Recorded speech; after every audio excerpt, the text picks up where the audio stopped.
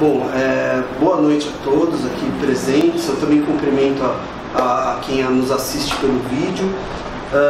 É um imenso privilégio mesmo poder aqui prestar aí alguma contribuição, tá?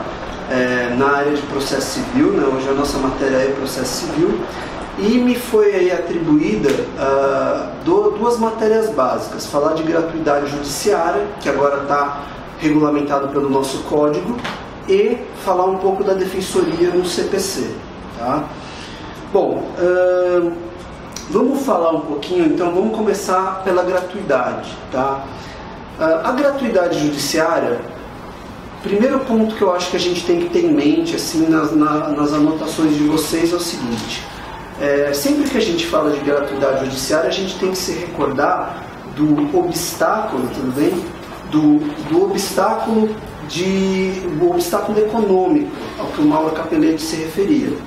O Capelletti fala expressamente sobre a questão das custas judiciais, né?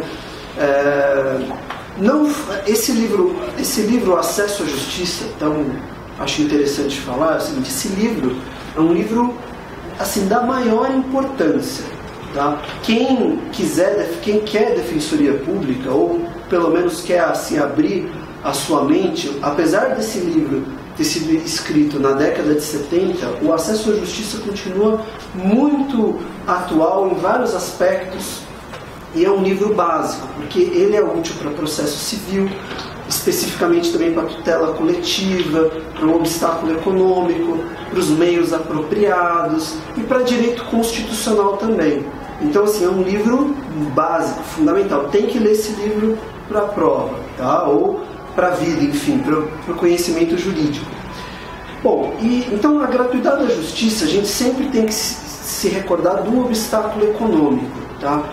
E é claro que a forma da gente tentar superar esse obstáculo econômico é antigo. Nas ordenações já havia previsão, né, de você ter o direito a uma isenção se você rezasse um Pai Nosso ao rei Dom Dinis, né? Enfim, a coisa é antiga.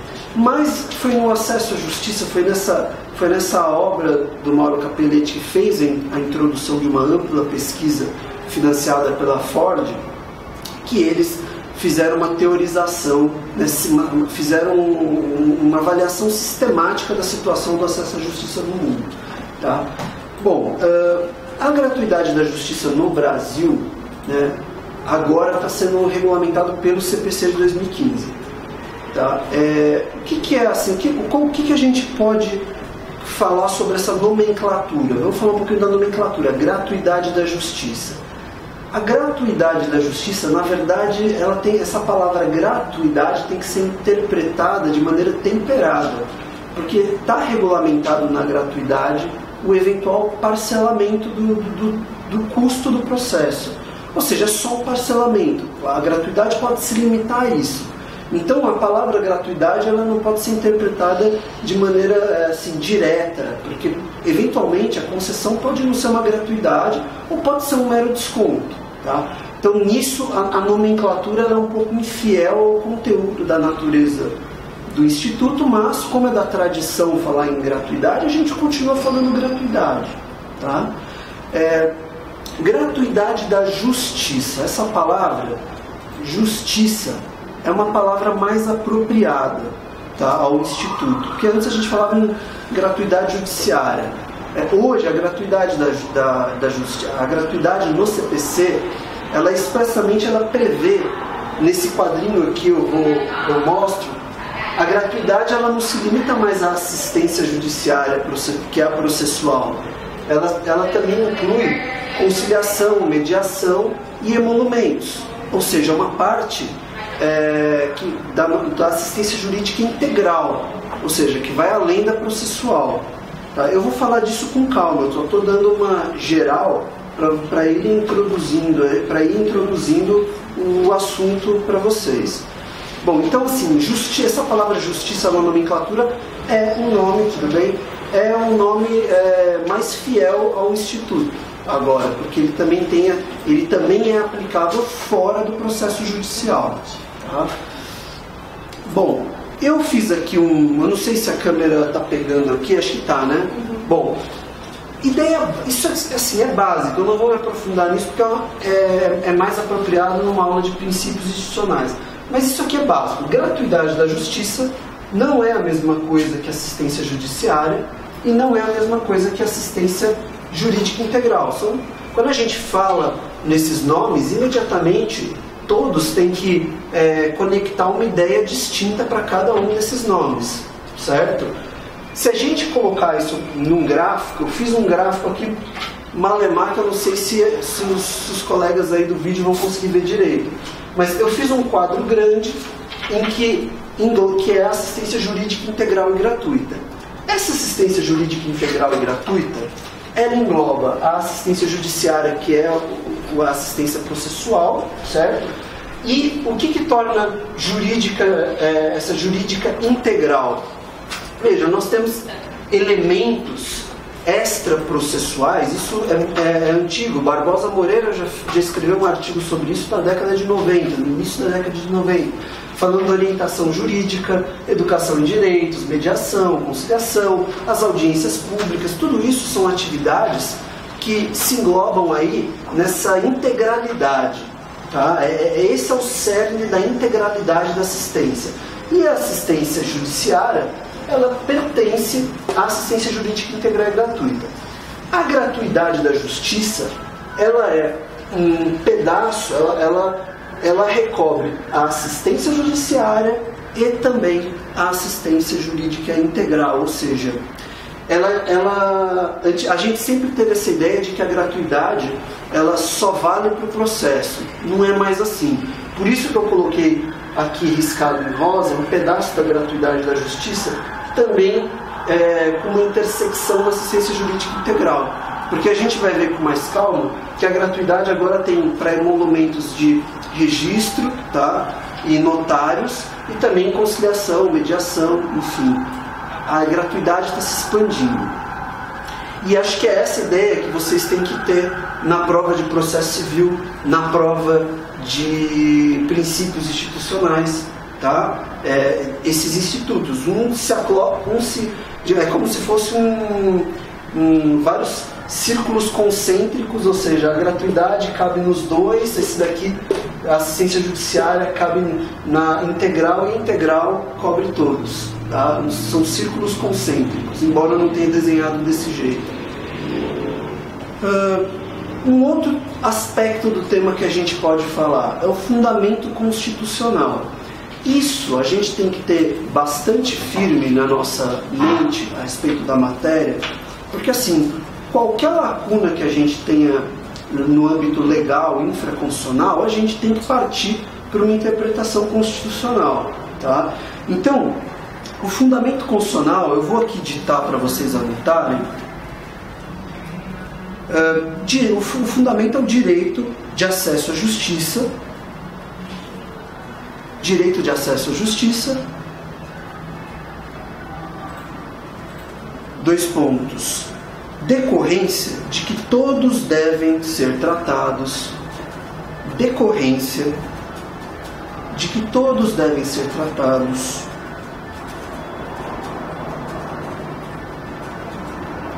Igualmente,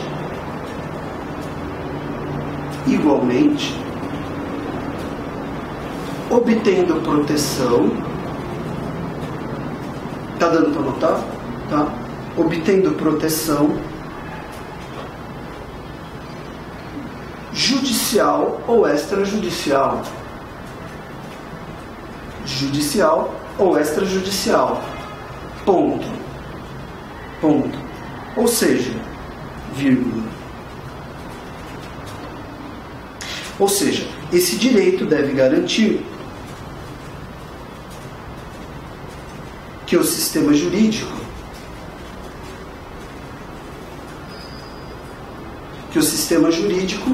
permita todos reivindicarem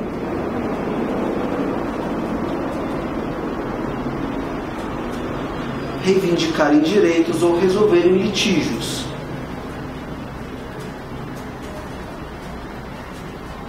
Reivindicarem direitos ou resolverem litígios em tempo razoável. Tá?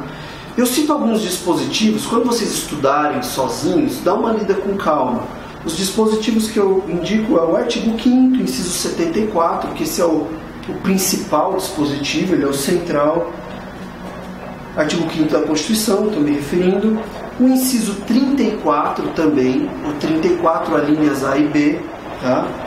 E alguns dispositivos específicos, como o do habeas corpus, que é o 76, o da ação popular, que é o 77, o 78, perdão. Tá? Enfim, esses são os dispositivos básicos que vão formando essa proteção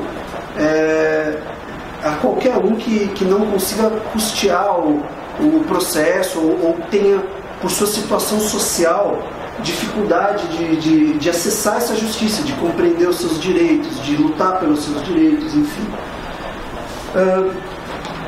Como que a gente pode conceituar agora, mudando para um outro tópico, saindo do fundamento constitucional, como que a gente pode resumir a ideia de gratuidade da justiça? Eu vou ditar para vocês o resumo dessa ideia e a gente vai trabalhar ao longo da exposição. Vocês podem anotar o seguinte: gratuidade da justiça, 2 pontos. Gratuidade da justiça constitui isenção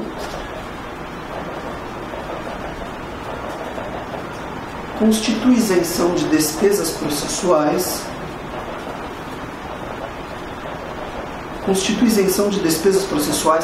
Despesas processuais, vocês podem colocar entre parênteses o artigo 84 do CPC. Lá diz o que é despesa processual. Despesas processuais e honorários.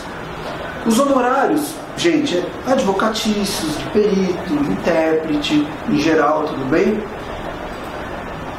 E honorários, vírgula, além de emolumentos,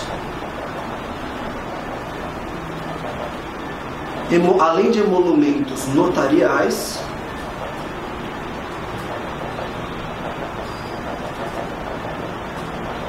e de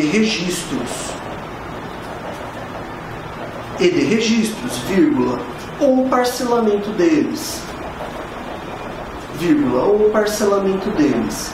A gratuidade da justiça, ela pode ser resumida nisso. Tá? Vocês viram que eu falei do parcelamento no final, que é aquilo que eu falei, a gratuidade às vezes não é gratuidade, é simplesmente um parcelamento. Tá? Só um aspecto que eu acho interessante, assim, que eu vou passar rapidamente, é o seguinte: eu considero a gratuidade uma isenção. Tá? O professor Franklin Roger, do Rio de Janeiro, um grande defensor público, ele tem um artigo, vocês podem colocar Franklin Roger, conjure a gratuidade parcial do CPC. Aí vai aparecer o artigo dele, é um pedaço do título que eu dei, na verdade é a gratuidade parcial do CPC e sua inconstitucionalidade. Na verdade é uma provocação o título, porque os ministros, eles falam que teoricamente a gratuidade seria uma imunidade tributária, não uma isenção. Tá? Eu li quando ele escreveu esse artigo, ainda não tinha o inteiro teor. Eu li o inteiro teor, na verdade, os ministros não usam de maneira clara a palavra. Não fica claro se eles estão falando de imunidade no sentido técnico ou de imunidade no sentido geral. Mas teria essa dúvida. Para mim é isenção, para o Franklin também é isenção. Tá? Eu acho que é isenção. Agora eu acredito, por exemplo, que o habeas corpus tem uma imunidade. Eu acho que porque a gratuidade do habeas corpus está prevista na Constituição. Ou seja, ela afasta a competência do legislador para criar algum custo para o habeas corpus, por exemplo. É indiscutivelmente uma imunidade. Tá? Mas você vê, é uma exceção, né, que eu enxergo dessa forma. Em geral, o resto é mesmo isenção. E é isso que permite que o legislador, em algumas situações, crie uma isenção, ou possa parcelar, ou possa só dar uma gratuidade parcial, que seria um desconto.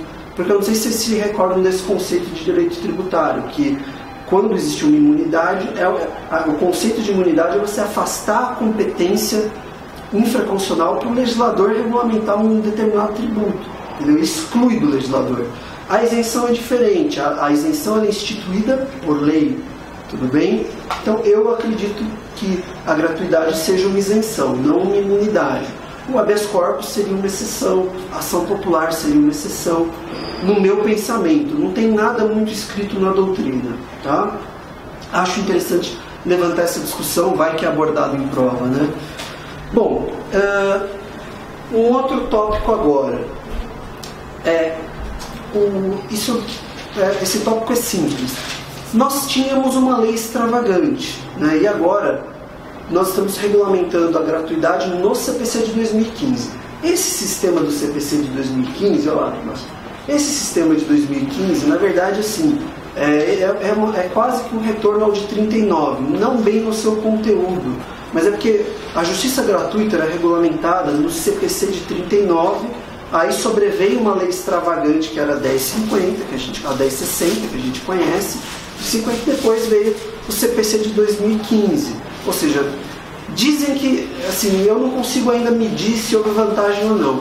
Dizem que é mais vantajoso porque está tudo no código e fica fácil de consultar e cria um ambiente mais sistemático, assim, mais fácil de consultar. Não sei se é muito assim, pelo seguinte, na verdade, a gente vai ver aqui, a Lei 1050, uma parte dela continua vigente, tá? Ela não foi totalmente revogada. Então essa vantagem que estão alardeando, na verdade, ela não existe, tá? E um cuidado que precisa ter, bato de novo na mesma tecla, que é uma questão que vocês têm que, assim, não pode esquecer disso. A gratuidade, ela não é só mais processual, tá? Ela também é extraprocessual, tá?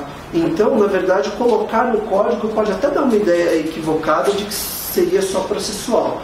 Embora o nosso novo código, acho que vocês já tiveram aulas de normas fundamentais aqui, o nosso novo código, ele tenta de fato abraçar não só a atividade processual, a atividade judicial propriamente dita, mas ele quer integrar no sistema multiportas as outras atividades também. Isso está no artigo 3º. Então, no fim das contas, quanto a isso, existe até uma correspondência. Mas, assim, essa vantagem que a doutrina alardeia, eu também não vejo muito, porque o código não assumiu tudo para ele. Tem coisa ainda na 1050. Tá? Agora um tópico específico sobre a revogação. Quais são os artigos que estão em vigor e por quê? Isso a gente precisa saber. Porque, veja bem, para vocês anotarem, o artigo que regulamenta isso é o 1072, inciso 3º do novo CPC. O 1072, inciso 3º, ele revoga expressamente alguns dispositivos da 1050. Tá? Aí fica fácil, é só vocês depois consultarem, estudarem, vocês vão ter certeza do que está revogado. O que não foi revogado, nem tudo está valendo, porque existem incompatibilidades. E é esse que é o drama, entendeu? Eu vou dizer para vocês os artigos que eu acho que estão em vigor, porque eu acho que ainda estão compatíveis com o sistema. Não é exatamente... Tem um livrinho do professor Fred Didier, que só de justiça gratuita ele entende que outros estão em vigor. Mas eu, no meu entendimento, eu acho que é um rol mais reduzido. Eu vou falar o que eu acho que está em vigor e por quê. O primeiro artigo que eu acho que não foi revogado, que está em vigor, é o artigo... os parágrafos, na verdade, os parágrafos 2º, 3º e 5º do artigo 5º da Lei 1060 de 50. Tá? Então, parágrafos 2º, 3º, tá?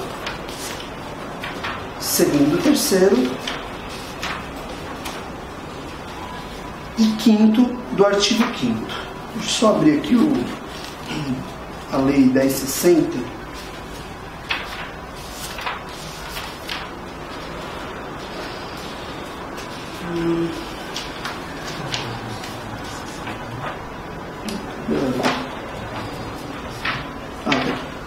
Bom, vamos comentar então.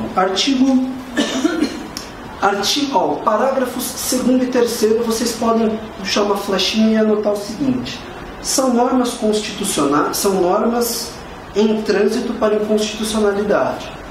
Normas em trânsito para inconstitucionalidade. Devido à emenda 80. Devido à emenda 80. Veja, o que diz o parágrafo 2º e 3º? Se no Estado, o parágrafo 2º diz o seguinte: se no Estado não houver serviço de assistência judiciária por ele mantido, caberá a indicação à ordem dos advogados por suas seções estaduais ou subseções municipais. Que eu saiba, hoje todos os estados têm, não sei se eu estou mal informado, mas se não tiver um estado que... Qual? O Amapá. O Amapá. Bem, o Amapá é um bom exemplo, então. Obrigado pela ajuda. O Amapá, por exemplo, não tem. Então, quem que vai... Como que vai ser administrada a assistência jurídica integral e gratuita lá? Não, desculpa, professor, eu me equivoquei. Lá não tem concurso para defensoria. Concurso tem a defensoria. Tudo bem. Aonde não tem a defensoria, vai aplicar essa regra aqui. Tá? É a subseção da ordem que vai acabar indicando os advogados. Essa regra continua valendo aonde não tem defensoria, ou se existir defensoria e a defensoria não ocupar uma determinada comarca, vai ter que resolver desse jeito se houver a subseção da ordem. O artigo seguinte, que é o parágrafo seguinte, que é o 3º, ele se refere à situação de não ter nem subseção da ordem. O Brasil é muito grande, o Brasil tem muitos municípios que não tem defensoria, não tem subseção da ordem. Nessa situação, esse dispositivo é aplicável. Tá? Indiscutivelmente, as pessoas elas têm que receber algum atendimento, independente de ter defensoria ou ter ordem, uma subseção da ordem no lugar. Mas, assim, embora eu não acredite que essa emenda 80 será cumprida, a verdade é que, assim, a emenda 80 é uma promessa estatal de colocar um defensor, enfim, em todas as comarcas do Brasil em 8 anos. Se isso realmente for cumprido, esses dispositivos estariam em trânsito para a inconstitucionalidade. Onde tiver defensoria, é a defensoria que vai administrar esse atendimento para a população, independentemente da atividade pro bono, da advocacia. Nós somos favoráveis a isso, evidentemente, tá? E a advocacia, quando entra na sua atividade pro bono, é algo que só enriquece o trabalho aí do atendimento à população carente. Tá? Bom, parágrafo 5º do artigo 5º também está vigente. Tá? Esse parágrafo 5º, ele na verdade, ele praticamente repete o que o nosso sistema dita. Ele diz o seguinte, ó: nos estados onde a assistência judiciária seja organizada e por eles mantida, é o caso de São Paulo, o defensor público ou quem exerça cargo equivalente será intimado pessoalmente de todos os atos do processo em ambas as instâncias, contando-se lhes o prazo em dobro. Isso já está na nossa lei orgânica. Como é compatível, não dá para dizer que foi revogado. A única coisa que eu tomaria cuidado é cargo equivalente. Essa lei foi escrita numa época em que você tinha, por exemplo, defensores públicos no Rio de Janeiro, mas em São Paulo era Procuradoria de Assistência Judiciária, ou seja, eram procuradores do Estado que realizavam atividade de defensoria pública. Outros estados, alguns promotores de justiça realizavam essa atividade. Por isso que tem essa parte na lei que diz ou cargos equivalentes. Hoje, constitucionalmente, não daria. Essa é uma atividade da defensoria, o MP tem a atividade deles, a Procuradoria do Estado é uma advocacia estatal e assim por diante. Tá? Então, consolidaram-se as funções nas carreiras. Tudo bem? Bom, o artigo 8º está vigente, tá? Ele está vigente. O que diz o artigo 8º? Ele fala o seguinte: ocorrendo as circunstâncias mencionadas no artigo anterior, o artigo anterior é o 7º, e o 7º fala da hipótese de não ter mais os requisitos para concessão de gratuidade da justiça. Então, ocorrendo as circunstâncias mencionadas no artigo anterior, poderá o juiz ex officio decretar a revogação dos benefícios, ouvida a parte interessada dentro de 48 horas improrrogáveis. Esse artigo está recepcionado, não foi revogado pelo CPC de 2015. Porque veja, no CPC de 2015, a matéria de assistência de gratuidade da justiça, ela é uma matéria de conhecimento que pode ser conhecida de ofício pelo juiz. Isso está no artigo 337, salvo engano, no parágrafo 5º do CPC. Então, está de acordo com o CPC, o juiz pode conhecer de ofício. Em seguida, ele fala o seguinte, que ouvida a parte interessada, ok, o dispositivo ele casa com a ideia do contraditório. A gente sabe que no CPC de 2015 a gente tem um contraditório reforçado, né, devido ao modelo cooperativo que se tenta implementar no CPC de 2015. Tá? Então, converge com o modelo cooperativo. 48 horas, tudo bem, é um prazo específico que a lei dá e não vejo inconstitucionalidade aí. Havendo um prazo específico, é regra específica que prevalece. Tá? O CPC diz que quando não houver prazo para o juiz, que o juiz deu, ou um prazo legal, aí são 5 dias. Salvo engano, é o 218 do Código de Processo Civil que diz isso. Então, o 8º está valendo. Tá? Artigo 9º. Esse artigo 9º, pessoal, talvez seja o artigo mais importante de todos os que estão valendo. Esse artigo é muito importante. Esse artigo diz o seguinte: os benefícios da assistência judiciária que na verdade é a justiça gratuita, que a linguagem da Lei 1060 é uma linguagem imprecisa, tá? Mas isso aqui, ó, os benefícios da assistência judiciária compreendem todos os atos do processo até a decisão final do litígio em todas as instâncias. O que está por trás desse artigo 9? Esse artigo 9, ele na verdade já existia no Código de 39, que era o artigo 71 do Código de 39. Quem tiver curiosidade de ler, é esse artigo do 39. Qual é o significado jurídico desse artigo? Qual é a palavra-chave para quem quiser anotar? Esse artigo 9, ele cria uma presunção iuris tanto de necessidade. Tá? Então o indivíduo pede o benefício, o juiz concede. No momento que foi concedido, uma presunção iuris tanto. Tá? Uma presunção iuris tanto. É iuris tanto porque a parte contrária pode impugnar, ou o próprio juiz de ofício pode acabar revogando se ele descobrir que mudou a situação do indivíduo ou que ele mentiu. Agora, essa presunção iuris tanto, como que ela funciona? Qual é a importância dela na prática? É o seguinte: se eu consigo uma concessão de gratuidade da justiça em primeiro grau de jurisdição, vem a sentença. Aí eu apelo. Vamos supor que eu perdi, eu apelo.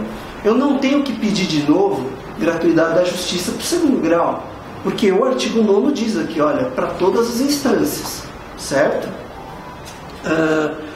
Vamos supor que eu perca também em segundo grau, ou que a parte contrária, ou o contrário, eu venço, mas a parte contrária entra com um RESP no STJ. Aí eu vou lá, contrarrazou. Eu não tenho que pedir gratuidade da justiça de novo, porque é uma presunção iuris tanto. Eu não tenho que ficar pedindo de degrau em degrau, ou de fase em fase do processo. Vamos supor que transita em julgado e inicia o cumprimento de sentença, de uma condenação. O fato de sair da fase de conhecimento para a fase de cumprimento de sentença, não tenho que pedir de novo a gratuidade. Entendeu? É a presunção iuris tanto. Então, esse artigo 9º é de enorme importância, tá? O professor Kleber Francisco Alves, que é um grande nome da Defensoria Pública, ele também acha que foi recepcionado, o professor Fred também acha, enfim, há um consenso em torno disso. O STJ até 2015 tinha uma jurisprudência defensiva, né? Ou uma jurisprudência defensiva, ou a gente pode até dizer o contrário, né? Ofensiva, né? Que ela ofende, na verdade, princípios constitucionais. Mas para se defender, ela diz assim, olha, se tiver gratuidade da justiça, interpor o RESP e não pedir de novo, não conheço do recurso. Era isso que o STJ entendia, tá? Mas agora, tem aí pelo menos uns 5 julgados no site deles de 2015. Mas agora a Corte Especial, ela acabou decidindo de maneira uniforme, né, que não é necessário pedir novamente. Ou seja, é o que a lei determina. Ou seja, a Corte Especial acabou convergindo para a lei, já pacificou nesse sentido. Vocês podem olhar isso no informativo STJ 557. informativos. Bom, um outro artigo que continua em vigor é o artigo 13. O artigo 13. O artigo 13, por que ele está em vigor? Porque a regra dele é compatível com o sistema. Ele determina uma regra de rateamento. Ele diz o seguinte: se o assistido puder atender em parte às despesas do processo, o juiz mandará pagar as custas que serão rateadas entre os que tiverem direito ao seu recebimento. Então, o exemplo é o seguinte: juiz, eu posso pagar uma parte, eu posso pagar isso, aqui está o quanto eu recebo e o quanto eu gasto para me sustentar. Tudo bem, o juiz manda pagar só uma parte do custo total do processo. Então, por essa regra do artigo 13, esse valor vai ser rateado. Então, por exemplo, vai ser rateado entre os oficiais de justiça, perito, enfim, todo mundo que tiver direito a receber um percentual vai receber, isso vai ser rateado. Essa regra, ela é compatível com o CPC de 2015. O CPC, inclusive, ele autoriza no parágrafo 6º do 99 esse desconto, digamos assim, do pagamento do custo global. Então, o 13 está valendo por isso, ele é compatível. Tudo bem? Bom, outro dispositivo importante, o último, é o 16 caput. Tá? O 16 caput, ele não diz exatamente respeito ao defensor público, mas eu acho que ele é bastante importante porque tem muito advogado prestando assistência jurídica aí, ou por meio de convênio, enfim, ou nomeado pelo juiz.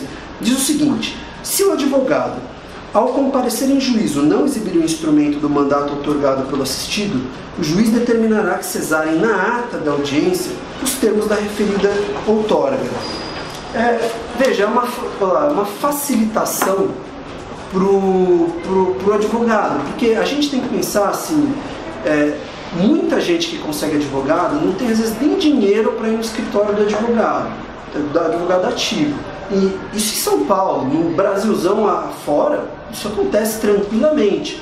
Às vezes a parte vai conhecer o advogado num dia de uma audiência, alguma coisa, não deu para montar nada ali, uma procuração. Então, para simplificar a vida do advogado, o advogado já sabe que ele vai poder fazer a procuração na ata e ele tem mais tempo para conversar. Acho que é um dispositivo importante, não é incompatível com o nosso sistema. Tem muito advogado prestando assistência judiciária, né? E, enfim, está válido esse dispositivo. Tudo bem? Bom, um outro, eu queria que vocês anotassem, por favor, para o estudo de vocês, quando vocês estiverem estudando, os dispositivos que mencionam sobre essa matéria. Porque depois vocês leem com calma, vocês podem ler com calma esses dispositivos. Olha, artigo 82 do CPC, artigo 95 parágrafos 3º e 4º. Tem água aqui também. Melhor ainda. 169, parágrafo 2º. 337, parágrafo 13. 478, parágrafo 1º. 478, parágrafo 1º. 565, parágrafo 2º. 565, parágrafo 2º. 968, parágrafo 1º. 1015, inciso 5º. 1015, inciso 5º. 1021, parágrafo 5º. E o 1026, 1021, parágrafo 5º, para quem perdeu. E o 1026, parágrafo 3º. Tá? E também o capítulo do artigo 98 ao 102, que é o que a gente vai comentar. Tá? 98 ao 102. Então, quando vocês forem estudar gratuidade da justiça, prestem atenção nesses artigos do CPC de 2015 e também naqueles que eu falei da 1050. Tá? Um último aspecto que eu queria falar, antes da gente comentar o 98 ao 102, eu queria falar sobre a gratuidade da justiça no processo penal rapidamente, porque esse é um tema, gratuidade da justiça é um tema que ele dialoga com todas as áreas. Então, como está no CPC, eu vou falar rapidamente. O que acontece, pessoal? Vocês sabem que na Constituição Federal existe uma autorização para que os estados eles regulamentem as taxas forenses, né? Salvo engano, está no artigo 24 da Constituição. Aqui em São Paulo, nosso estado, existe uma lei estadual de custas e o condenado criminalmente ele vai ser condenado também em custas. Isso acontece também, tá? Na vida real, muitos juízes criminais nem colocam essa condenação. Eu já vi várias sentenças sem isso, mas tem juiz que coloca, tá? Então assim, coloca e citava a lei 1050, tá? O nosso Código de Processo Civil, ele tem uma peculiaridade, porque assim, a lei 1050, no artigo 2º, falava expressamente que a gratuidade se aplicava também à justiça penal. Esse artigo 2º foi revogado expressamente pelo CPC, tá? Agora o nosso CPC diz o seguinte, que aplica-se o código subsidiariamente ao processo eleitoral e administrativo e não fala nada de processo penal. Aí eu pergunto, isso pode ser uma questão de prova. Como que a gente pode vincular a gratuidade da justiça ao processo penal? Bom, primeiro, eu acho que no começo da aula a gente falou um pouco desses fundamentos, do fundamento constitucional da gratuidade. É uma questão de acesso à justiça, né? O indivíduo não tem condição de pagar, tem que incidir a regra, tá? de gratuidade. A gratuidade é uma expressão aí do acesso à justiça. Então, para o fundamento constitucional, você aplica no processo penal, tá? Mas também é possível a gente aplicar pelo artigo 3º do Código de Processo Penal. Porque o artigo 3º, ele admite uma interpretação analógica, desde que seja compatível com a lógica do processo penal. Vários dispositivos do CPC, até vou fazer um alerta aqui, vocês estão estudando assim, a Defensoria tem um baita cuidado, né, com esse diálogo entre CPCs, entre processo civil e processo penal. Na verdade, de regra geral, quase absoluta, a gente entende que não existe esse diálogo, entendeu? Agora, o que acontece? Eu particularmente penso do seguinte modo: se uma regra de processo civil auxilia no processo penal sem violar direitos fundamentais do réu, tá? E sem quebrar aquela estrutura do sistema acusatório, o professor Geraldo Prado veio aqui, ele falou bastante de sistema acusatório. Eu acho que é possível você aplicar, mas veja, são regras excepcionais a meu ver.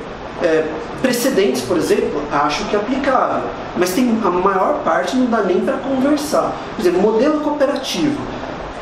Modelo cooperativo não é só para a prova da defensoria, não. Eu particularmente acho assim, inaplicável ao processo penal, porque a ideia de um modelo cooperativo, de o juiz ajudar para evitar nulidades e tal, coloca o juiz penal numa situação em que ele vai acabar ajudando a acusação, ou seja, quebra o sistema acusatório. Então vocês precisam ter essa noção, tá? Eu estou dizendo que aplica no processo penal porque, veja, esse é um dispositivo que não viola direitos do réu e o processo penal existe para quê? Para evitar que um inocente seja condenado, que o culpado possa ser condenado numa proporção legal, numa proporção razoável, né? Sem abuso. Então, assim, como não existe essa incompatibilidade, eu acho, olha, aplica-se excepcionalmente essa regra do CPC, que até beneficia o réu. Tudo bem? Então, é um parêntese que eu abri aqui sobre a incidência no campo penal, tá? Bom, vamos falar um pouquinho do 98. Eu vou citar alguns aspectos alguns aspectos que eu gostaria de destacar em cada dispositivo. Então, artigo 98. O que eu destacaria desse artigo 98 do caput? Eu destacaria que a gratuidade agora, a lei fala expressamente em pessoa jurídica, tá? A lei, ela fala expressamente agora que a gratuidade pode ser para pessoa jurídica. Isso é importante. Isso é importante. A lei da Defensoria Pública já permite a Lei 80, que está sendo questionada no Supremo pelo Conselho Federal da Ordem, já admite que a Defensoria Pública possa representar pessoa jurídica que não, obviamente, que não tem aí uma finalidade lucrativa, basicamente ONGs em geral, né? Isso está sendo questionado, aliás é a DIN 4636, para quem tiver curiosidade de ler, tá? Agora, um aspecto importante, o STF ele tem uma leitura bem rigorosa desse tema. Ele acha que toda pessoa jurídica tem que provar insuficiências de recurso, tá? Inclusive as pessoas jurídicas sem fins lucrativos. Essa é a posição do STF, da jurisprudência do STF. O STJ tem uma posição diferente. O STJ entende que quando não for pessoa jurídica com finalidade lucrativa, presume-se a necessidade dela. Tudo bem?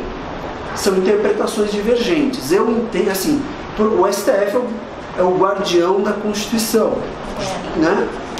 Mas, sendo oficialmente o guardião da Constituição, é importante considerar a posição dele. Eu acho que a posição do STJ, evidentemente, é uma posição que se sustenta muito melhor na nossa Constituição. Porque o que nós precisamos é que as pessoas necessitadas, elas consigam, quando um grupo de pessoas vulneráveis conseguem se unir, montar uma pessoa jurídica simples, sem finalidade lucrativa, para lutar pelos seus direitos, é uma forma de você molecularizar e reunir forças por um grupo que é excluído, por um grupo que é vulnerável. Então, eu acho que tem que prevalecer, sim, essa presunção de necessidade, né? O STF está errado nessa discussão, né? Mas é importante que vocês saibam essa divergência jurisprudencial entre o STJ e o STF.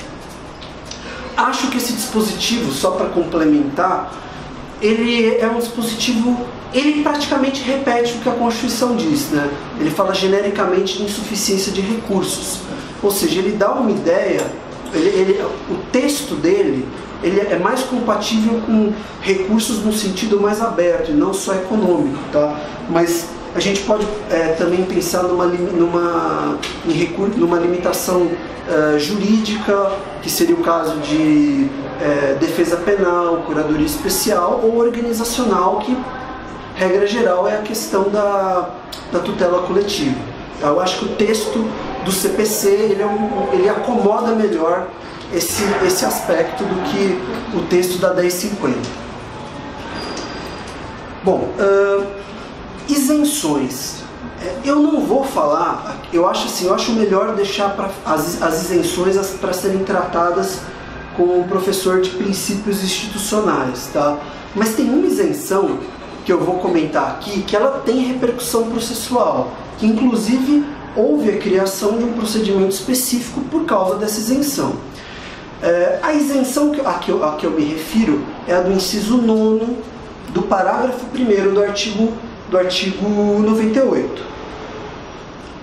O inciso 9º é uma novidade, tá? É esse inciso 9º, pessoal, que criou expressamente a isenção para serviços notariais e de registro que sirvam para efetivar uma decisão judicial. Um inventário, por exemplo, formal de partilha, eu vou efetivar a decisão judicial. Tem gratuidade da justiça, tá? Por lei já, garantido. É o inciso 9º, tá?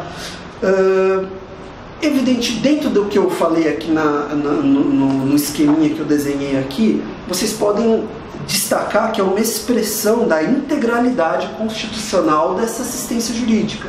É uma expressão da integralidade. Um outro ponto que é importante vocês anotarem, pessoal, isso foi uma conquista difícil. Uma conquista, na verdade, judicial, inclusive, que foi o que influenciou essa previsão legal. Eu acho que vocês podem consultar o recurso ordinário em mandado de segurança, pode colocar RMS 24557, 24557 do Mato Grosso, tá? STJ, decisão do STJ. Nessa decisão, A briga começou com o impetrante, ele entrou-se com um mandado de segurança, impetrou-se o mandado de segurança, pedindo justamente essa isenção para poder efetivar uma decisão, e a associação estadual recorreu disso, foi até o STJ, e no fim das contas o STJ reconheceu o direito do indivíduo, salvo engano, na verdade quem perdeu foi o impetrante, daí a necessidade de entrar com recurso. E no final das contas o STJ fixou, né, que quando a necessidade de pagar o emolumento decorrer de uma efetivação de uma decisão judicial, existe a gratuidade. Então, jurisprudencialmente se reconheceu esse direito e esse direito virou lei. É uma grande conquista porque dá segurança jurídica, né? Se bem que a gente está vivendo uma época que a lei tem pouca importância, a gente tem que ressaltar isso, né? Mas mesmo vivendo essa época, sobretudo na área penal, em que os tribunais estão flexibilizando tudo em matéria de lei, o fato de ter na lei tem um sentido político muito importante, além do jurídico, né? Bom, por causa dessa nova isenção, surge um problema. Por quê? Porque quem vai pagar por isso, alguém tem que custear isso daí, né, essa isenção. Não serão os delegatários, né? Os delegatários não são eles que vão arcar com esse preço. Quem vai arcar com esse preço são as pessoas jurídicas de direito público, tá? Ou União ou Estados. São eles que vão arcar com o Distrito Federal. Bom, como tem dinheiro público na jogada, surge um problema. Como nós vivemos em um regime republicano, é necessário controlar esse dinheiro público, não tem jeito. Então, o CPC estabeleceu um dever para o delegatário, que é o dever de reclamar junto ao juiz de notas responsável muitas vezes acontece no interior. Aqui nós temos uma vara específica de registros públicos. No interior, normalmente, é um juiz da primeira vara civil, aqui em São Paulo, né, que cumula essa atribuição de registros públicos. Então ele acaba sendo, digamos, uma instância controladora da atividade dos delegatários dos cartórios. Esse juiz passa a ter competência para revogar uma gratuidade concedida, tá? E que não confere mais com a realidade. Então, vou explicar melhor. Por que foi instituído esse controle? Para qual hipótese que a lei previu isso? Está no parágrafo 8º, tá, do 98. A hipótese é a seguinte: é aquele indivíduo que obteve gratuidade da justiça, tá? E aí, quando transitou em julgado o processo, ele foi efetivar a decisão. Só que quando aconteceu isso, ele recebeu uma herança, aconteceu alguma coisa que ele não tem mais necessidade da gratuidade. E o delegatário, né, quem administra o cartório, percebe isso, tá? E aí ele verifica que o indivíduo pode pagar o emolumento, então o que ele faz? Que ele provoca o juiz falando: juiz, esse indivíduo que está com a gratuidade, ele não faz mais jus à gratuidade. E aí ele manda para o juiz de registros e notas, justamente de registros públicos, justamente se manifestar sobre isso, tá? Dois problemas que eu acho importante vocês anotarem. Existem duas críticas doutrinárias que eu localizei e não vi mais, mas o primeiro argumento de crítica seria o seguinte: violaria o espírito de simplificação do novo CPC. Em tese, violaria o espírito de simplificação do novo CPC. Por quê? Por que se fala isso? Eu discordo, mas por que se fala isso? Porque o CPC, vou dar alguns exemplos aqui. Se você quiser, por exemplo, impugnar o valor da causa, antigamente você tinha que entrar com uma petição em separado para impugnar o valor da causa. Se você quisesse entrar com uma reconvenção, você tem que entrar com uma petição inicial em separado junto com a contestação. Se você quiser impugnar a incompetência relativa, no Código de 73 você tinha que entrar com uma petição em separado. Tudo isso que eu estou falando, hoje você faz na própria contestação. Você não precisa fazer uma petição em apartado, entendeu? Então o CPC tentou simplificar a coisa. Quem critica, na verdade, é meu amigo, meu grande amigo, Luiz Delore, também os professores Gajardoni, enfim, que tem um trabalho muito bom mesmo sobre Código de Processo Civil. Eles estão publicando comentários ao CPC, quem puder, acho que é uma ótima obra. Mas nesse ponto específico eu tenho uma discordância, porque a grande questão é a seguinte: o espírito do CPC é mesmo simplificar, mas se você vai controlar, você precisa controlar esse dinheiro, não tem jeito, vai ter que mandar isso para o juiz. Você tem que criar algum procedimento, mínimo que seja, para você encaminhar para o juiz decidir sobre isso. Então eu acho que, assim, em resumo, eu acho que não fere a simplificação porque existe uma necessidade real desse procedimento. Eu acho que fere a simplificação se a gente criasse um procedimento desnecessário, como é o caso, por exemplo, da impugnação do valor da causa. Não precisa de fazer uma petição em apartado, um procedimento em apartado, não precisa disso. Pode ser feito no próprio processo. Oi? Professor, mas está me cheirando um uso esperneante por parte dos donos de cartório, que eu consegui, através de lobby, fazer esse tipo de parágrafo. Porque, na verdade, eles perderam a ação, foi pacificado pelo STJ, e através de lobby eles conseguiram subterfúgios para continuar, de alguma forma, conseguindo esses emolumentos. Sim. Me parece que foi isso. O que aconteceu politicamente foi o seguinte: o cartório, vendo que na justiça os cartórios vendo que na justiça perdeu essa prerrogativa de não ter que arcar com a gratuidade, e vendo que ia passar de qualquer jeito a gratuidade, eles conseguiram fazer um lobby em que, assim, o Congresso se viu na seguinte situação: bom, vamos conceder a gratuidade, mas por pressão dos cartórios nós vamos, então, quem vai pagar isso vai ser a sociedade por meio do erário, mas em contrapartida o cartório vai fiscalizar isso, entendeu? Politicamente esse foi o arranjo que aconteceu. E mais uma crítica também que eu imagino que possa ter. Se o juiz foi quem concedeu os benefícios da assistência judiciária, porque é que um cartorário vai ter algum tipo de competência? Está ganhando ela aqui, concordo, agora é inquestionável. Então, mas agora ele vai questionar o próprio juiz e todo mundo que pediu essa assistência. A dúvida que ele está tirando está dando grava, né? Tá. Então, eu vou falar sobre isso no tópico seguinte, mas, assim, sim, existe essa dúvida de competência do juiz, eu vou falar sobre isso. Uma outra crítica que eu vi na doutrina é até de uma defensora pública, e ela diz o seguinte: ela faz uma crítica ao acesso à justiça. Ela fala assim: isso dificulta o acesso à justiça, esse dispositivo de uma impugnação dos donos do cartório sobre o valor da isenção. Essa é a crítica que a colega faz. O que acontece?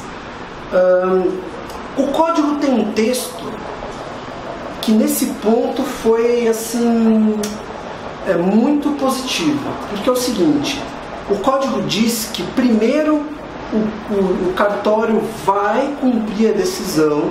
Então vamos lá, você foi registrar um formal de partilha. Primeiro o cartório registra o formal de partilha e depois vai questionar a questão. Então, teoricamente, não violaria o acesso à justiça. Teoricamente, o cartório não vai desfazer o registro. O Estado vai ter que cobrar aquele indivíduo depois, uma execução fiscal, alguma coisa. Entendeu? E o dono do cartório não vai deixar de receber, porque é o Estado que vai arcar com isso daí.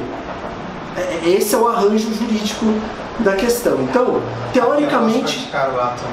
Oi? Tá aqui, após praticar o ato. Após praticar o ato. Então, a lei foi bem no ponto isso. Então, a meu ver, assim, com todo respeito mesmo à colega, eu não acho que viola essa justiça. Porque o indivíduo vai ter implementado o direito e depois o cartório vai impugnar aquilo. O dono do cartório, eu acho que eu entendi bem a questão. Teoricamente, o dono do cartório não tem interesse econômico para impugnar, porque ele vai receber do Estado. Na verdade, ele tem um dever jurídico de impugnar isso daí. Tá? É um dever que se soma aos deveres do delegatário. Tá? Vamos falar um pouco agora da hipótese do colega. Porque veja, eu expliquei para vocês que a hipótese básica que a lei criou sobre esse parágrafo 8º do 98 diz respeito àquela situação que o indivíduo pediu a gratuidade durante o processo acabou, transitou em julgado, a situação dele se modificou e agora ele pode pagar. Então o Estado está preocupado com, não, esse cara tem que pagar, senão a sociedade vai ter que pagar por meio do erário, né? Só que aí existe um primeiro problema que é o inverso. O indivíduo tem condição de pagar o preço do processo, o custo do processo, ele não tem justiça gratuita. Só que quando o processo acaba e transita em julgado, acontece uma tragédia e ele não tem mais dinheiro para pagar nem o emolumento. Isso pode acontecer também. Como que a gente resolve esse problema? A lei ela não diz expressamente que o juiz responsável pelos registros públicos vai conceder isso, tá? Agora, da minha parte, o que eu estou entendendo dessa lei? Se essa hipótese acontecer, e essa hipótese não foi prevista na lei, a hipótese do indivíduo perder a capacidade dele econômica logo depois do trânsito e não conseguir pagar o emolumento, implicitamente, se o juiz pode revogar, ele pode conceder também, ele tem esse poder para conceder a gratuidade da justiça. Caberá ao indivíduo pedir ao juiz, né, do cartório, ao juiz do registro público, para ele conceder essa gratuidade. Isso não está expresso no CPC, tá? Mas por uma questão de acesso à justiça, um direito constitucional de acesso à justiça, me parece que essa é a solução mais razoável que a gente pode extrair. E dentro do direito registral, vocês sabem que eu particularmente não sou um estudioso do direito registral, mas sei que fiz essa pesquisa específica e sei que existe no direito registrário algo que se chama dúvida inversa. A dúvida inversa é o seguinte, existe, para você entender a dúvida inversa, vamos falar da dúvida. Quando um cartório ele recebe uma documentação para fazer algum registro e ele tem dúvida, ele suscita a dúvida junto ao juiz de registro. Já ouviram falar isso? Salvo engano, é o artigo 98 da Lei de Registros Públicos. Posso estar enganado no artigo. Salvo engano, esse artigo. Então o cartório, o delegatário suscita dúvida, o juiz decide, diz o que é, e aí volta para o cartório cumpre o que o juiz decidiu. Cabe recurso dessa suscitação de dúvida para o TJ. Tudo bem? Bom, acontece que a jurisprudência hoje ela é pacífica em aceitar a dúvida inversa. O que é a dúvida inversa? É quando o próprio usuário do cartório é que provoca. Então, por exemplo, você vai lá registrar algo numa matrícula, aí o cartório te devolve, não sei se vocês já trabalharam com cartório, quando o cartório entende que não é o caso de registrar, ele devolve a documentação com uma nota, a lei exige isso, com uma nota explicando os motivos porque negou o registro, para você corrigir. Se você discordar, você pode suscitar diretamente a dúvida junto ao juiz, entendeu? Isso é o que a doutrina e a jurisprudência chamam de dúvida inversa. Então, essa interpretação que eu estou dando, ela se acomoda ao direito registrário, ao processo do direito registrário. Tudo bem? O senhor estava falando com relação àquele INS lá 24557, foi discutido a previsão na lei do Mato Grosso do fundo para custear a gratuidade. Isso. Aí entraram com o MS, né? 7550 lá, que ele fala. A associação que entrou com o MS, né? Tá, e aí ela que entrou com o RO, né? Porque foi denegada a ordem, tá? É isso mesmo. Aí fala assim, o artigo 3º para custear a gratuidade fica criado no âmbito do Estado do Mato Grosso o Fundo de Compensação ao Registro Civil das Pessoas Naturais, visando a remuneração dos oficiais de registros civis das pessoas naturais pelos atos praticados gratuitamente pela Força da Lei Federal. Perfeito. Bom, pois não, pode tirar. A lei estipula algum valor, por exemplo, o cartorário querer impugnar, ele já registrou na questionando, ela estabelece qual valor, no mínimo tanto, não. Porque senão ficaria muito... Não, teoricamente, pela lei não existe valor mínimo, máximo. Se o delegatário verificar que ele tem condições de pagar, ele pode reclamar para o juiz, entendeu? Independente do valor. A lei não é discricionária. Eu acho que a lei, não fazendo restrição nenhuma, o delegatário tem o dever de reclamar qualquer valor de registro, entendeu? De ato, de notarial ou registrado, entendeu? De registro. Agora o problema prático que o colega suscitou, tá? Vamos raciocinar. Essa parte aqui é um pouco mais densa, mas a gente já está acabando. Vamos voltar ao problema previsto aí pela lei. O indivíduo, aquele problema inicial, básico. O indivíduo vai, entra com o processo, tem a gratuidade da justiça, ganha a gratuidade, o processo acaba, transita em julgado, e aí o indivíduo vai efetivar a decisão judicial no cartório, e aí o delegatário do cartório fala, não, tem condição de pagar, e entra com a ação aí de impugnação com o juiz de competência de registros públicos, tá? Aí a pergunta que o colega falou, mas o juiz do registro público vai poder revogar uma gratuidade de justiça que foi concedida num processo que transitou em julgado? É isso? Essa é a dúvida, não é?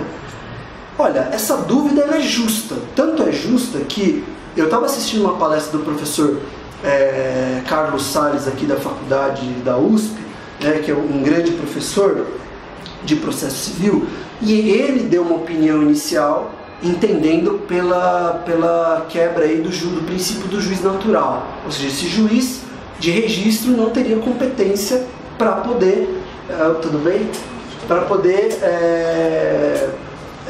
revogar a gratuidade.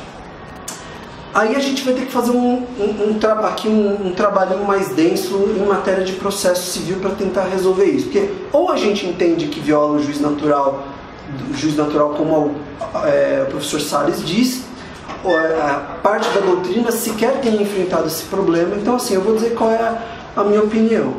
Eu não sei se vocês já ouviram falar de algo no processo civil que se chama efeito secundário da sentença ou efeito secundário ou efeito anexo da sentença. Já ouviram falar nisso? É o seguinte, hipoteca judiciária. Vocês sabem o que é uma hipoteca judiciária, né? Hipoteca judiciária.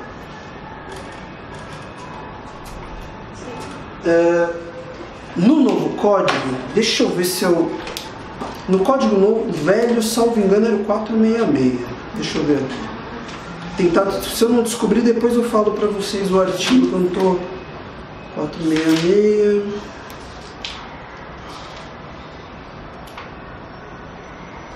Deixa eu ver se eu tenho anotado aqui. Eu tenho anotado aqui. Hipoteca judiciária no novo CPC é o 495 caput, tá? Vamos ao 945 caput para vocês entenderem o que é um efeito anexo ou secundário de sentença. Esse é um conceito tradicional de processo, viu, gente? O Ovidio Batista fala, Calamandrei, Liebman, enfim, os grandes processualistas falam. Diz o seguinte, o 495.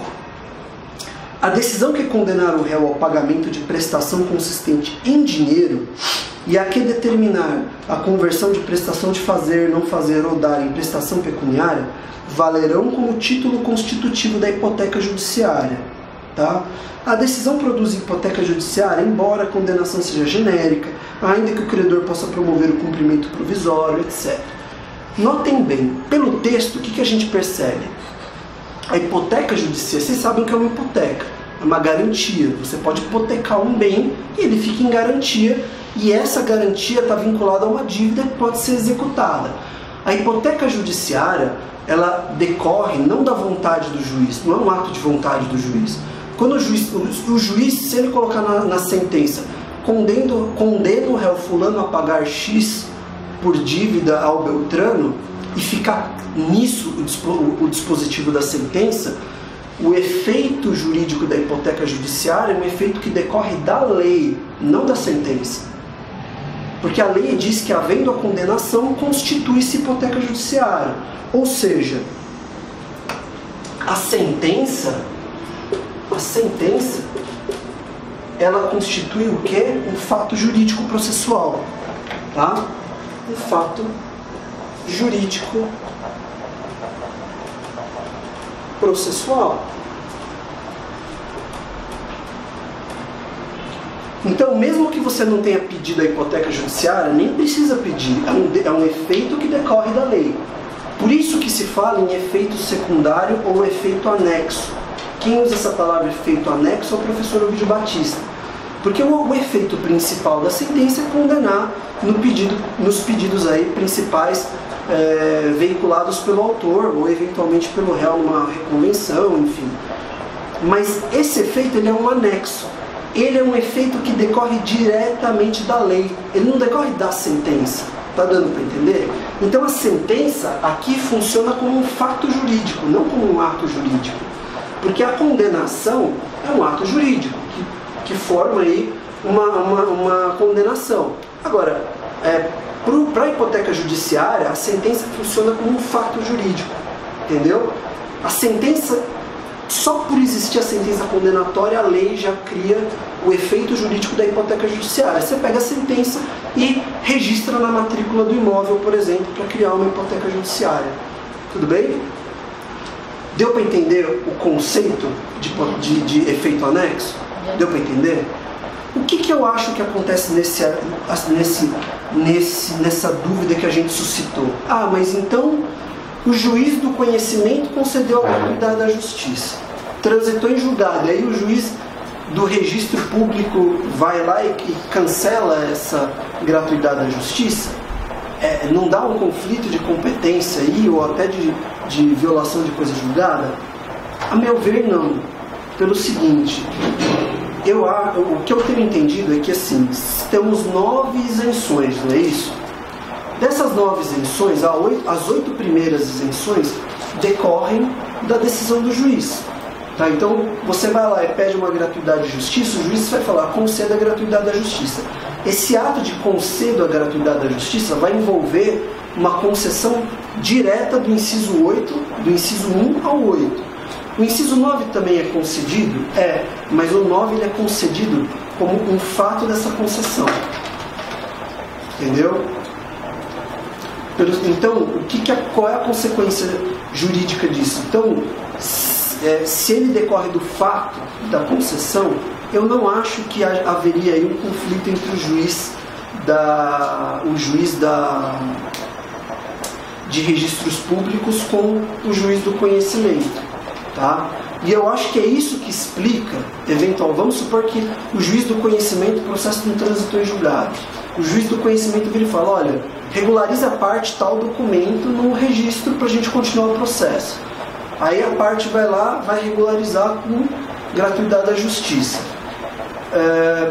Aí o delegatário ele fala, olha, apesar do juiz do conhecimento ter concedido a gratuidade da justiça, eu acho que ele pode pagar. Então o que ele vai suscitar? Ele vai impugnar no juiz do registro público. O juiz do registro público ele pode revogar aquela isenção que é um efeito secundário da decisão do outro juiz. Então ele só revoga aquilo, fala, não, eu não vou me meter naquelas isenções porque é competência do outro juiz, mas aqui você vai ter que pagar, eu entendo que você pode pagar. Pode parecer estranho, tá? E é mesmo estranho, eu demorei para aceitar essa ideia, mas eu acho que é uma solução que a gente encontra para tentar salvar essa confusão, porque senão não tem controle. Essa é a questão. Se a gente não assume isso, não tem como controlar. A gente vai ter que entender que é inconstitucional esse controle e aí ninguém vai controlar o indivíduo que vai efetivar essa decisão judicial no cartório. Deu para entender? Mas assim, enfim, é uma interpretação, pode ser impugnado ou não, mas isso pode ser eventualmente uma questão de pergunta prova oral, enfim, ou prova escrita, enfim. Se bem que está muito novo, essa matéria está muito nova, eu não estou encontrando comentários a esse respeito. Eu acho que é um artigo que eu acho que ninguém está entendendo muito esse eventual conflito. Se eu vi uma coisa a respeito, ele não poderia o juiz sentenciante reduzir aquele valor, entendeu? Exato. Ele não poderia, sobre aquele valor é 1.000, não posso, então cobra só 500 dele. Ele não poderia fazer isso por causa da lei específica que existe, porque ela não é regulada pelo juiz, porque é uma norma do próprio Estado em criar essa legislação. Então ele não poderia lá, porque ele estaria inovando.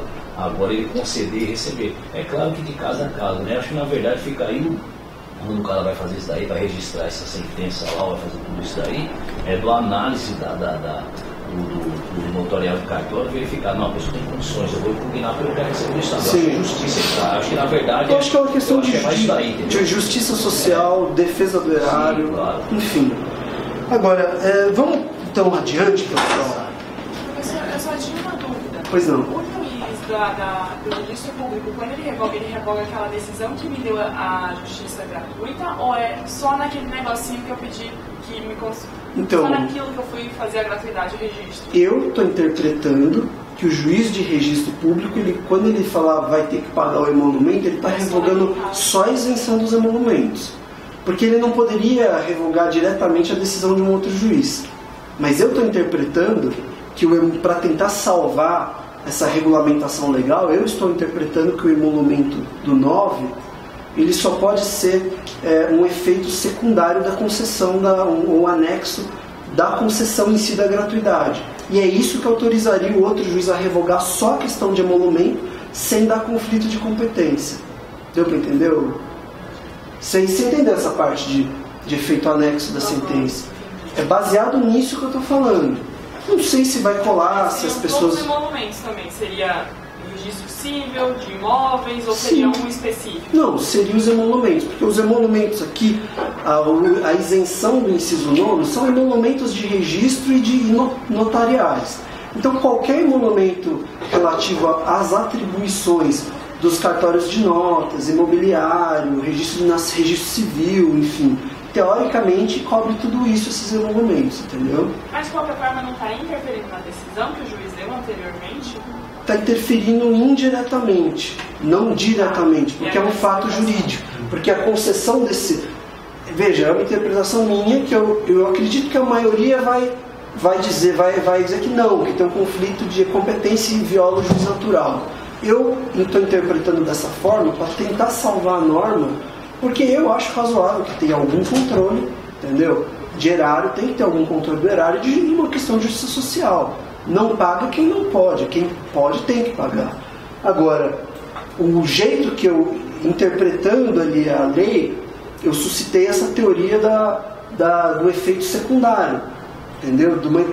Para mim, o emolumento, a isenção do emolumento é algo que decorre da própria decisão da concessão de gratuidade. Eu acho que é o único jeito que dá para tentar salvar essa interpretação, para não dizer que é inconstitucional esse parágrafo 8º, entendeu? Porque senão vão dizer que é inconstitucional, tá?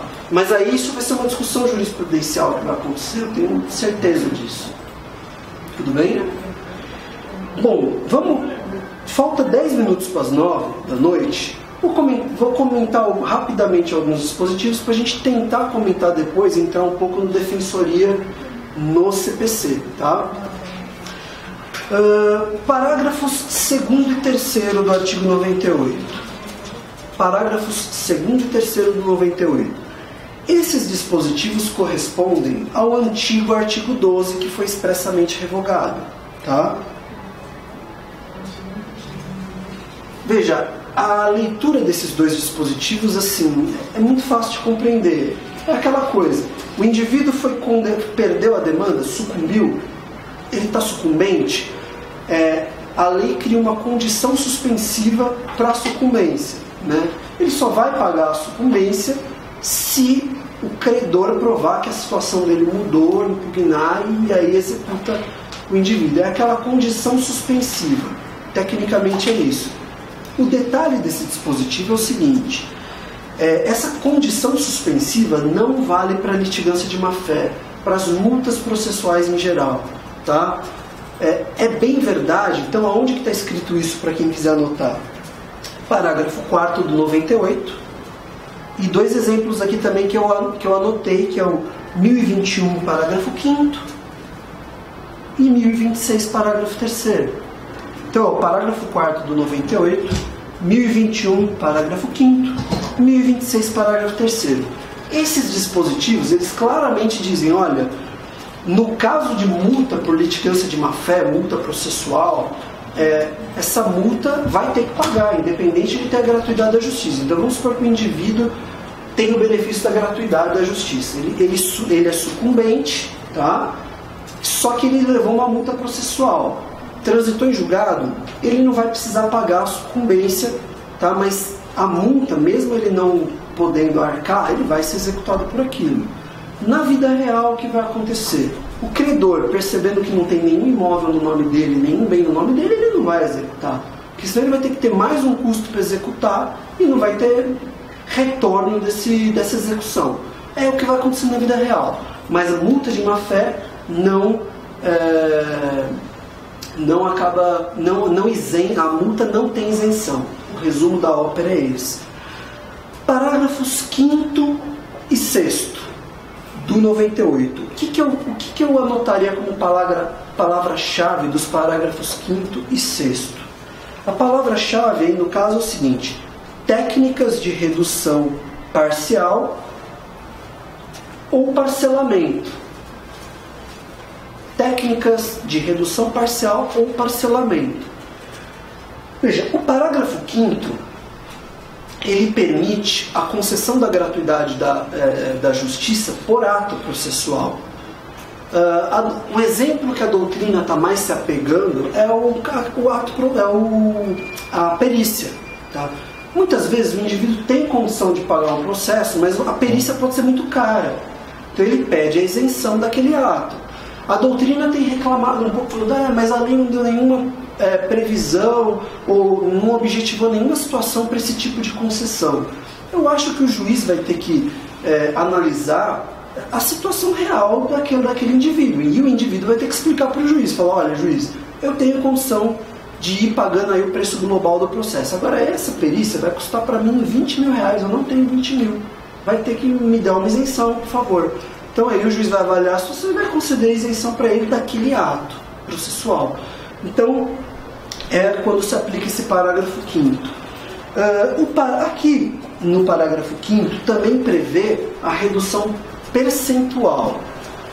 Novamente, existe uma crítica doutrinária a esse respeito, dizendo, poxa, a lei não deu nenhum critério para aplicar a redução percentual. Então assim, o juiz fala, olha, eu te dou 50% de desconto, 30% de desconto. É meio assim, estranho, mas é isso mesmo. O artigo 13 implicitamente previa essa hipótese, o artigo 13 que eu já comentei da 1050. Agora é expresso, porque no 13 estava implícito. O 5º é expresso em dizer, pode dar desconto. Eu acho também que a coisa vai se resolver no concreto. Cabe à parte dizer, olha, juiz, eu ganho tanto durante o mês para sustentar minha família, eu estou vendo que vai custar tanto o processo, eu preciso de um desconto para encaixar, então eu peço isso de desconto, o juiz avaliando, ele vai dar o desconto, tem que dar o desconto. Tá? São hipóteses, pessoal, que não cabe, assim, não é a praxe da defensoria. Né? Eu particularmente, quando eu trabalhei no civil, nunca defendi ninguém que não tivesse assistência, que não tivesse a gratuidade da justiça. Todavia, a gente tem que lembrar aquilo que eu falei no começo da aula. A gratuidade da justiça não é a mesma coisa que a assistência judiciária ou a gratuidade. Eu já vi acontecer o juiz conceder a gratuidade da justiça no processo, mas a defensoria sair do processo e dizer, esse indivíduo não se encaixa no meu padrão de atendimento, de 3 salários mínimos, por exemplo. Então, assim, por isso que eu falei, são esferas que dialogam, gratuidade da justiça dialoga com a assistência jurídica integral, mas são esferas de competências distintas. Cabe ao juiz dizer sobre gratuidade de justiça. Por isso que pode acontecer isso, o juiz dá a gratuidade, a defensoria vira e fala, olha, eu analisei aqui, eu não posso prestar serviço para ele, apesar do judiciário ter dado a gratuidade, tudo bem? Então, assim, do mesmo jeito, pode acontecer da gente aceitar uma pessoa para a gente prestar o nosso serviço e o juiz virar e falar, não, para mim ele pode pagar a gratuidade. Aí você vai lá e dentro do nosso critério você explica para o juiz que ele pode pagar só uma parte. O juiz pode dar uma parte. Pode acontecer isso, mas eu nunca vi uma situação prática em que poderia acontecer. Tá? Mas do ponto de vista teórico, ok, pode acontecer. Porque, professor, não vai errado falar que os dois estão relacionados à necessidade? Os dois estão relacionados à necessidade. Não está errado, você está certo. Está certo em falar isso. Mas como a defensoria... Veja, existe a autonomia constitucional da defensoria em relação ao executivo e ao judiciário. O juiz, na sua atividade fim, ele vai ter um padrão dele. E ele vai ter um padrão dele, porque o judiciário não tem um padrão judiciário, entendeu? Tem juiz que dá fácil lá a gratuidade, tem juiz que eu quero ver declaração de imposto, eu quero ver isso, eu quero ver, entendeu? Vai depender do juiz. Porque isso poderia até gerar outras ações. O juiz me deu a gratuidade, a defensoria disse que eu não sou perfil, então eu vou entrar porque eu preciso da defensoria. Olha, numa situação como essa em que a defensoria pública se nega a dar o atendimento porque diz que ou não está... Ou vice-versa, eu estou dando um exemplo. De vice-versa a gente vai recorrer. Se o juiz... Não, ele se ajusta ao perfil da defensoria. O juiz diz, não, eu não vou dar gratuidade. O que o defensor público vai fazer? Ele vai recorrer. Tá bom? É recorrer. Ele vai recorrer até tentar conseguir, se perder... O assistido vai ter que arrumar algum jeito de pagar. A defensoria presta o seu serviço, mas não tem como obrigar o judiciário a aceitar isso, né? Aí é uma esfera de competência judicial, tá? Parágrafo 6º para a gente terminar e dar um intervalo. O parágrafo 6º é a técnica do parcelamento. Tá? Se vocês lerem, o dispositivo é isso mesmo, parcelar. É aquele indivíduo que pode pagar, mas ele fala, eu preciso de um respiro, não dá para pagar do jeito que o custo do processo me obriga. Então o juiz parcela, fala, então tá, você vai... Assim, mais uma vez a doutrina critica a falta de critério, mas vai parcelar como? Vai ser por mês? Quantas parcelas? Vão ser 100 parcelas? De fato, eu acho que talvez essa crítica de fato tenha algum fundamento, porque, sei lá, vai que um juiz manda dividir em 500 vezes, entendeu? Quer dizer, o processo acabou e o indivíduo continua, é estranho mesmo. Só que ao mesmo tempo eu também acho complicado regulamentar legalmente isso, então eu particularmente não abraço tanto essa crítica. Mais uma vez, eu acho que vai depender... O juiz vai ter que fazer uma leitura do caso concreto e o defensor público dificilmente vai enfrentar uma situação como essa, não vai enfrentar. É mais uma questão, eu acho que, de um advogado pro bono, por exemplo. Ele pode pegar uma causa pro bono em que o indivíduo pro bono tem uma condição melhor, pode acontecer. Ele vai pedir o parcelamento, ele vai ter que explicar para o juiz, falar, olha, o custo do processo aqui, juiz, é pequeno, mas o meu cliente aqui, eu estou prestando um serviço pro bono, o meu cliente aqui, ele não tem condições de pagar de uma vez, ele tem um salário pequeno, enfim, e ele vai ter que dividir, ele consegue pagar em 10 vezes se o senhor permitir. O juiz vai cotejar o preço mesmo do processo, o custo desse processo, com o que o indivíduo ganha e fala, tá bom, eu vou dividir, eu defiro. Então, é assim que vai ter que funcionar, vai ter que ser na base do concreto, entendeu? Mas, por outro lado, não ter nada legal baseado na lei é ruim, porque às vezes você pega um juiz, às vezes muito rigoroso, que não, mais que 3 vezes não dá, isso aqui não é Casas Bahia. Ou outro que vai virar e falar, não, eu aceito 100 vezes, aí acaba o processo, você entendeu? Vai ter esse problema, a jurisprudência que vai ter que se assentar aí com os problemas concretos, não tem jeito. Deixa eu ver, pessoal, faltam 3 minutos. Como o tempo aqui é valioso, eu juro que é bem rápido. 99, parágrafo 1º, e 2º, que dá para já englobar, e a gente faz 10 minutinhos de intervalo, tudo bem? Bom, o 99 caput e o parágrafo 1º,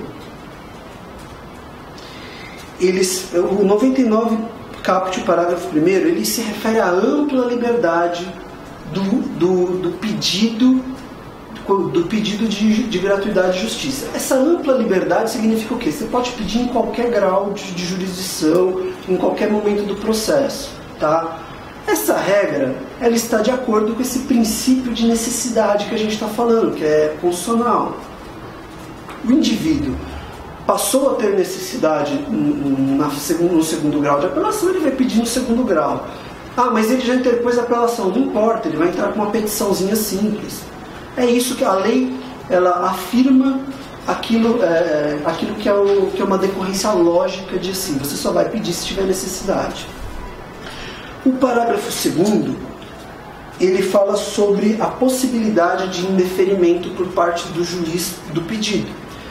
O parágrafo 2º, pessoal, ele tem um dado, uma regrinha aí que é muito importante. O juiz pode indeferir o pedido de gratuidade? Sim, ele pode. Sem ouvir a parte contrária, está só você e o juiz fazendo o pedido. Mas o juiz ele só vai poder indeferir depois de ouvir a parte.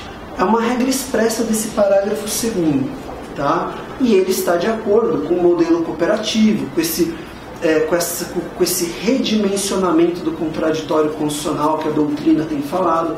Então, o indivíduo fez o pedido, o juiz, antes de indeferir, chega para o indivíduo e fala: escuta, eu não estou muito convencido desse teu pedido. Junta aí a sua declaração de imposto de renda, ou junta para mim tal coisa, algum documento que te ajude nesse pedido aí, porque e o advogado ou o defensor público vai fazer essa leitura e vai tentar explicar melhor para o juiz, decorrência desse modelo cooperativo. Veja, cuidado com uma coisa, antes do CPC de 2015, isso já tinha fundamento constitucional, porque isso decorre do princípio do contraditório. É que agora, em 2015, quer-se dar realmente um valor efetivo para o contraditório. Mas o contraditório já existia, já estava lá. É só isso que eu queria que a gente não fizesse essa confusão. Tudo bem? Então, esse dispositivo está em plena compatibilidade com o código. Então, vamos fazer então um intervalinho de 10 minutos e a gente continua então. Tá bom?